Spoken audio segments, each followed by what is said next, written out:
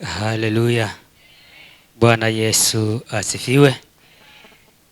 Jina la Bwana litukuzwe. Nasalimu kanisa katika jina la Yesu Kristo. Ninamshukuru Mungu maana amekuwa mwema. Hii wiki nimemuona akinipigania na kunitetea. Nimeona mkono wake ukipata kunishughulikia. Ni matumaini yangu kwamba pia wewe umelindwa katika Bwana. Imekuwa wiki ya amani, wiki yenye furaha. Bwana Yesu asifiwe. Ni wakati wa neno. Nataka kufungue moyo wako mchana huu wa leo. Hili neno nenda kalifanye kuwa lako. Utakapolifanya kuwa lako, nenda kalifuatilie. Utakapolifuatilia, Bwana ataenda kukushughulikia. Haleluya. Neno la leo ni kufunguliwa. Bwana Yesu asifiwe. Kufunguliwa. Petro akafunguliwa alipokuwa amewekwa katika kizuizi. Petro alikuwa ameitwa na Bwana. Wakati alipokuwa ameitwa na Bwana, akawa anaifanya kazi ya Mungu. Naye Herode alikuwa yeye ndiye mtawala. Akatafuta jinsi atakavyomzima Petro ili asionekane, akapate kuonekana yeye. Haleluya. Akatafuta njama ya kumzima Petro, kama vile ambavyo umetafutiwa njama ukazimwa maisha yako. Ulitafutiwa njama ukazimwa nyota yako. Ukatafutiwa njama ukawekwa katika miungu. Bwana Yesu asifiwe. Lakini siku ya leo kunalo suluhisho mpendwa.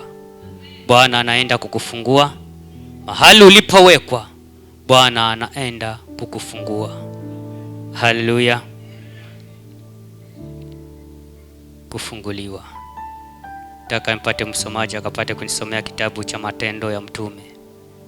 Matendo ya Mtume 12. Tuanze mstari wa 5 mpaka hiyo 12. Basi Petro akalindwa gerezani, nalo kanisa likamuomba Mungu kwa juhudi kwa ajili yake. Hata wakati Herode alipotaka kumtoa usiku ule ule, Petro alikuwa analala katikati ya askari wawili, amefungwa minyororo miwili. Walinzi mbele ya mlango wakailinda gereza. Mara malaika wa Bwana wasimama karibu naye. Nuru ikamlika mle chumbani. Akampiga Petro ubavuni, akamwamsha akisema, "Ondoka upesi." Minyororo yake ikamwangukia mikononi. Malaika akamwambia, "Jifunge, kavae viatu vyako." Akafanya hivyo, kisha akamwambia, "Jivike nguo yako ukanifuate." Akatoka nje akamfuata, wala hakujua ya kuwa ni kweli yaliyofanywa na malaika, bali alidhani kwamba anaona maono. Na walipopita lindo la kwanza na la pili, wakaja hata mlango wa chumba wa kuingilia mjini, ukawafungukia wenyewe. Wakatoka nje wakapita katika njia moja, mara malaika akamwacha. Hata Petro alipopata fahamu akasema, "Sasa nimejua yakini ya kuwa Bwana amempeleka malaika wake na kunitoa katika mkono wa Herode na katika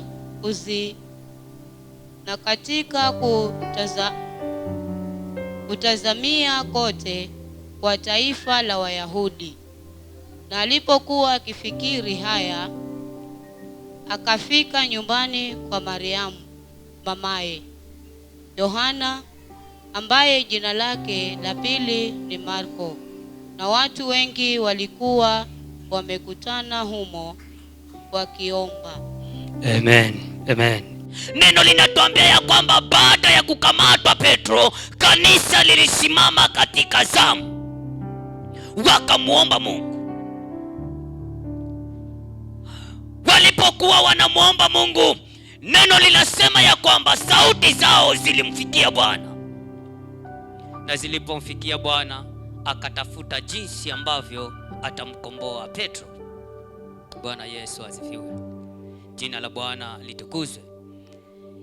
Na wakati Petro alipokuwa amewekwa gerezani, alikuwa na huzuni, alikuwa yuko na kilio ndani yake. Anamwambia Bwana, siku gani utakayonikomboa nitoke katika hili gereza?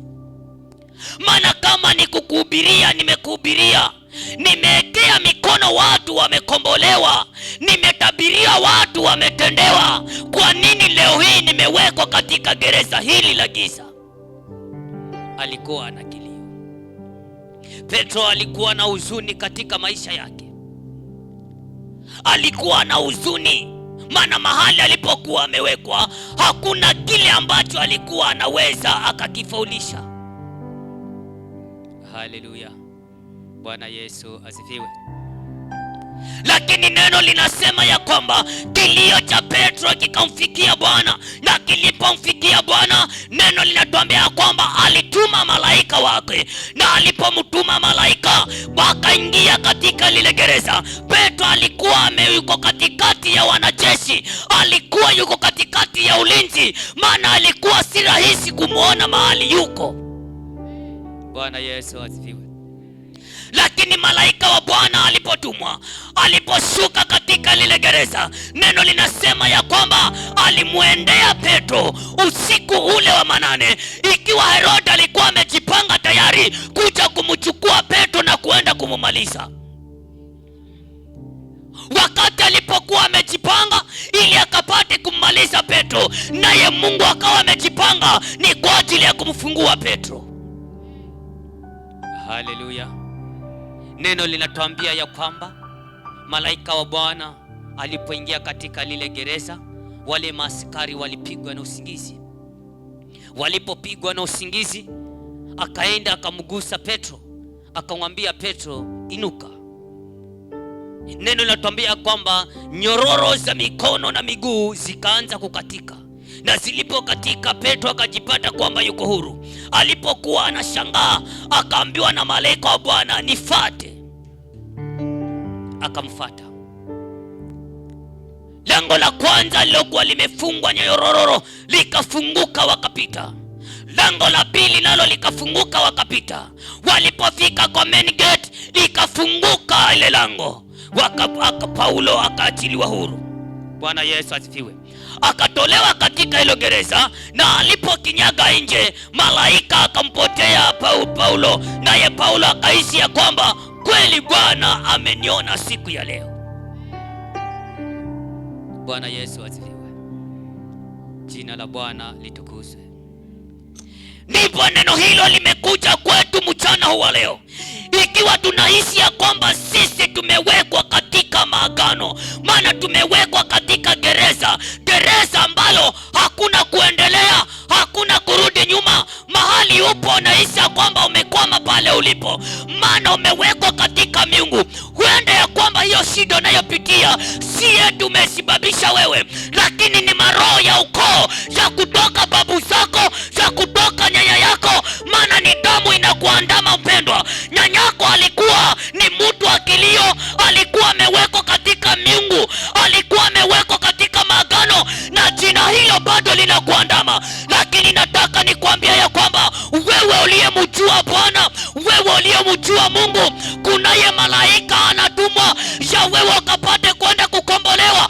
Hizo nyororo zinaenda kukatika, hiyo nyororo zinaenda kukatika mpendwa, hizo kufuli zinaenda kufunguka, ya kwamba mtu wa Mungu akapate kuwekwa huru. Amina. Herode alikuwa amesimama kutaka kumwa kumwangamiza Petro. Bwana Yesu asifiwe. Amen. Lakini ile siku ya mwisho Herode ambaye alikuwa amepanga, anatuma wanajeshi wake ili waje wamchukue Petro akapate kumalizana naye. Ndipo hapo Bwana aliunyosha mkono. Hata wewe nawe nataka nikwambie, kile ambacho unaona umefika mwisho maana umekwama, ndipo Bwana anaonyosha mkono siku ya leo. Kunao mapinduzi yanaenda kutendeka. Kuna mabadiliko yanaenda kufanyika. Kuna mapinduzi yanaenda kupenduliwa. Wewe ni wa maana machoni kwa Bwana. Amina. Bwana anaenda kukufungua. Jina la Bwana litukuzwe. Petro alipowekwa katika lile gereza, neno linasema ya kwamba Petro alimuomba Mungu. Na baada ya kumwomba Mungu, gereza lilitingishika, milango ikafunguka, na Petro akapata kuachiliwa. Hata wewe mchana wa leo, ombi lako linaenda kutingisha hilo jina. Ombi lako linaenda kukuweka huru. Ombi lako linaenda kukufungua. Ombi lako linaenda kukutenganisha na hiyo miungu. Maana wewe ni wa maana machoni kwa Bwana. Kuna ye malaika ametumwa ni kwa ajili ya maisha yako mpendwa. Kuna malaika wa Bwana ametumwa ni kwa sababu ya wewe kuenda kubadilishwa.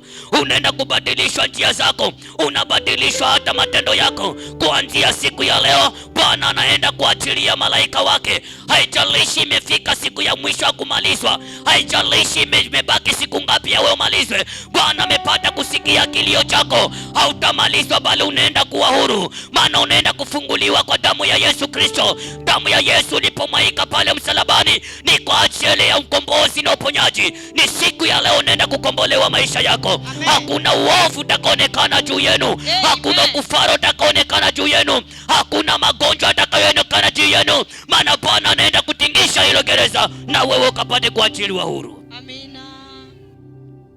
Bwana Yesu asifiwe. Ukimwamini Mungu utamwona Bwana akipata kukushughulikia. Yeye ni wa neema machoni kwa Bwana.